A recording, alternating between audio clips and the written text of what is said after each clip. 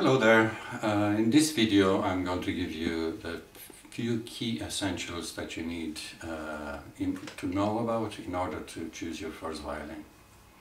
I'm going to go over a few things that I believe are very important, and that is, where do you go to buy your first violin? I'm going to show you a little secret on how to choose the right size violin for you. I'm going to cover some of the accessories that you will need, and we'll wrap it up at the end. I'll just go through all those things just quickly again. Okay, the very first thing we're going to talk about is, where do you go to buy your violin? I do believe, over the years I've found out that the best place for you to go to buy a violin would be a string instrument repair shop, and not just in a music shop. Of course, music shops will have a number of instruments there as well, but I don't believe that is the best place for you.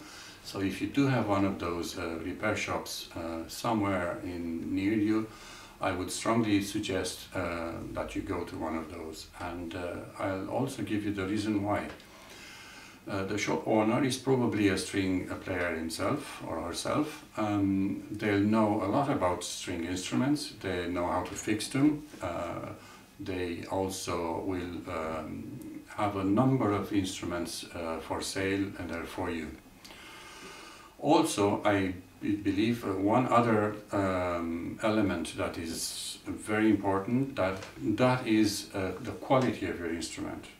Do not buy an instrument from somewhere just because it's cheap.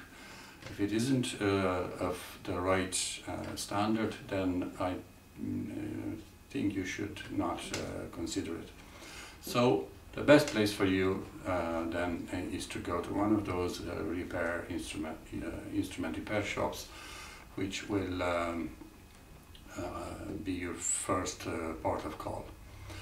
All right. The next thing I'm going to tell you is to show you how you choose your first violin. This is a little secret that I know, and I believe not many people know about it. I'm going to show you exactly how you choose the right size violin for you, because size is very important. If you don't feel comfortable with the violin that you have chosen, you will not get the enjoyment that you could out of playing it. So to choose the right violin, the right size violin for you, will be to pick up the violin that is given to you, like so. Stretch out your left arm. One end of the violin should go right under your armpit, and the tips of your fingers should just about cover the scroll of the violin, like so. Okay, so one end just in under your armpit, the fingers should just about cover the other end of the violin. If your fingers come around too much, it means that the violin is too small. If you can't quite reach the scroll, that means the violin is too big. Either of those will not be recommendable, because you will not feel comfortable when you start playing the violin. And I'm going to tell you why. If you have to stretch out your arm like so, even if you didn't have the violin and you had to stretch your arm like this and hold it for a couple of minutes, you'll find it that after a couple of minutes it'll become very heavy and sore. So once you release that and you bend your elbow, you'll find that it's much more comfortable. So this will be a very natural and the right position for you to start playing the violin. In fact, not just to start playing it, but at any time you should feel comfortable. Alternatively, if it's too small, if the violin is too small, your arm will be too close to you and your movements will be impaired. You won't have the freedom to move on the violin as you should. Alright, so this little secret, I believe, will help you a lot in choosing the right size violin for you. I'm going to go over a couple of accessories that we need. And the first one I'm going to talk about is the shoulder rest. It's called shoulder rest because it will rest on your shoulder and is attached to the underside of the violin, like so. We put it on every time we start playing the violin, and it can be removed when you're finished. Alright? And some of them are adjustable, like this one for instance. You can make it lower or higher depending on the size of your, the length of your neck. Okay, and you'll see I just rested there, so it actually helps with the holding the violin. If I didn't have this, it would be much more difficult. I'll have to put my shoulder up like that and won't be comfortable at all. So this helps, yeah, with the right position of your violin. All right, like so. So we talked about the violin, the shoulder rest. Now I'm going to talk about the next thing that you need, and this will be a bow. Now let's assume that we have a half-size violin, and we've decided that the half size is the right size for you. Then you will get a half-size bow. So each size violin comes with its corresponding size bow. And your very first bow, I would guess, would have black hair. Not necessarily, but most likely it will have black hair. And that is not, the black hair, it's a little bit cheaper than the white hair. It's not quite as good quality as the white hair, but it's more than adequate for the level that we need at the moment. And it's a little bit cheaper as well, so just for now we need to keep, you know, our expenses as low as possible.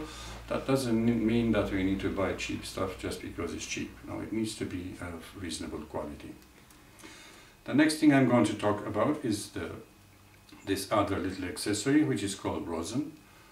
Okay, it's made of a sort of sticky resinous material, and we need it to apply on the hair of our bow, like so. You put the hair of your bow on it, and you travel from one end to the other, like so. You spin it around a little, so it doesn't make grooves in it. If you do so, it will last for much longer.